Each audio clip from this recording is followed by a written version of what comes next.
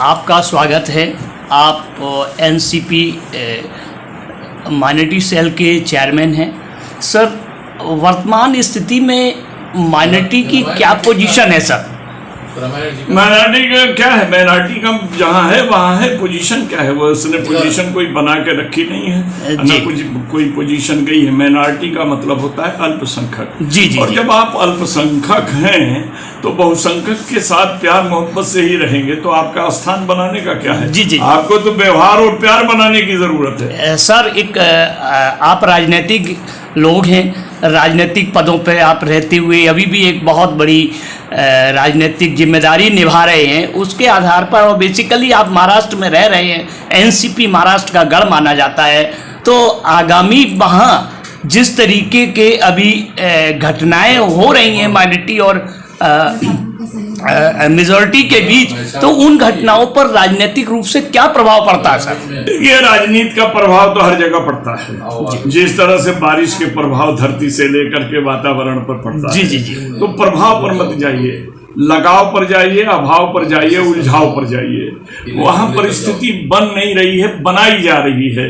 विरोधी पक्ष द्वारा इस तरह की चीजों को दिया जा रहा है। और मैं तो एक चीज जानता हूं कि हमारी जनता महाराष्ट्र की बड़ी संवेदनशील भी है, बड़ी प्रिय है, और वो शिवाजी की धरती है जहां पर जात पात नहीं राष्ट्रवाद सिखाया जाता है, और उसके आधार पर वो मिल मिलाकर जीने का है। ये लाख कोई भी चाल चले, परिस्थितियां जो है मानव के प्रेम के अनुकूल रहेगी। सर, महाराष्ट्र में इस वक्त आपके नेतृत्व में आपके घटक जिसमें आप शामिल हैं इस सरकार के अंदर, उस सरकार में जो आपका मुख्य विरोधी दल है भारतीय जनता पार्टी, जो भारतीय जनता पार्टी सामाजिक ध्रुवीकरण का ही रास्ता अपनाती है, क्या आपको लग रहा है जो आगामी आपका विधानसभा का चुनाव आ रहा है उसमें सामाजिक ध्रुवीकरण में कामयाब होंगे वो? देखिए, एक बात आपको साफ बता दूं, सपेरा जानता है कि सांप के जहरीले दांत कहाँ होते हैं और निकाल देता है। सांप को आप पप्पी ले या वो काटे, जहर तो इंसान को ही आता है। और भाजपा जिस जहर से बनी है उसका नाम आप जानते हैं। तो इनके मेरे बारे में ये ना सोचिए, वो ध्रुवीकरण की राजनीति करते ही रहेंगे, उनका जो नारा है वो रहेगा ही। लेकिन अफसोस इस बात का है कि मानव को मानव बनकर रहना चाहिए, मानव के अंदर मानवता रहनी चाहिए। और हम सभी अगर देखा जाए तो हम भारत के वासी हैं, भारतीय हैं, और भारतीयों के अंदर प्रेम के भाव को रहना चाहिए। ये झूठे आरोप, ये रूप, हमारा एक बात मानना है कि आरोप ही अब कोई भी चीज हो, सच्चाई की जांच होनी चाहिए और सच्चाई जनता के सामने लानी चाहिए, चाहे वो किसी भी दल का हो। लेकिन यहाँ तो जो विरोधी दल के हैं, सरकार गिराने के लिए उनको सताने का काम जो है कर रहे हैं। और देखिए, नेता को हम उसे नेता कहते हैं जो नीति पर चलता हो, जो एक ऐसे वसूलों पर चलता है जो वसूलों जनता के हितों की रक्षा करती हो, जो जनता में फूट डाले, जो जनता को लड़ाना जाने, जो महंगाई उत्पीड़न अराजकता को थोपना जाने। मैं ये कभी नहीं मान सकता हूं कि वो राजनीति कर रहा है, बल्कि मैं ये समझूंगा कि राजनीति के नाम पर जो है वह शोषण कर रहा है। लोकतंत्र के नाम पर एक तंत्र चल रहा है जिस पर मेरी दो पंक्तियां हैं। लोकतंत्र में कौन बड़ा, ये प्रश्न खड़ा है। लोक बड़ा कि तंत्र बड़ा, ये प्रश्न खड़ा है। लोक चलाए तंत्र या तंत्र अब लोक चढ़ाए, समाजवाद के घोड़े पर व्यक्तिवाद चढ़ा है।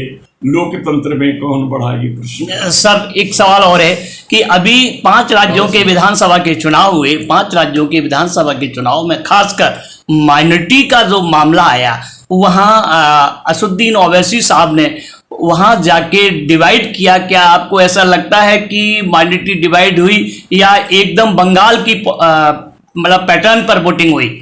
देखिए, आप बंगाल का पैटर्न मत दीजिए।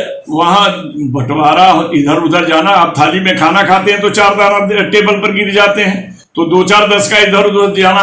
हम इसके फेवर में नहीं हैं कि मुसलमान एक जगह वोट दें, हिंदू एक जगह वोट दें। हम इस फेवर में हैं कि सभी मिलजुल कर राष्ट्र के हित को देख करके वोट दें। आपका जो सवाल है कि अवैसी और दुनिया की बातें, आज मैं एक सवाल आपके माइक के, आपके न्यूज के जरिए दे देना चाहता हूं कि इस देश में बेरोजगारी, बेकारी, बेगारी, उत्पीड़न, अराजकता, महंगाई ये विषय नहीं रह गया है। इस देश की समस्या मुसलमान हो गए हैं, और मुसलमान जिधर जाएंगे एक बड़ा तबका एकजुट होकर के उसके विपरीत जाएंगे, जो उत्तर प्रदेश के रिजल्ट में आपने देखा। जब मायावती जैसी लीडर कहती है कि समाजवादी जीतती हुई दिखाई दी है तो हमने अपने और भाजपा को ट्रांसफर कर देते हैं।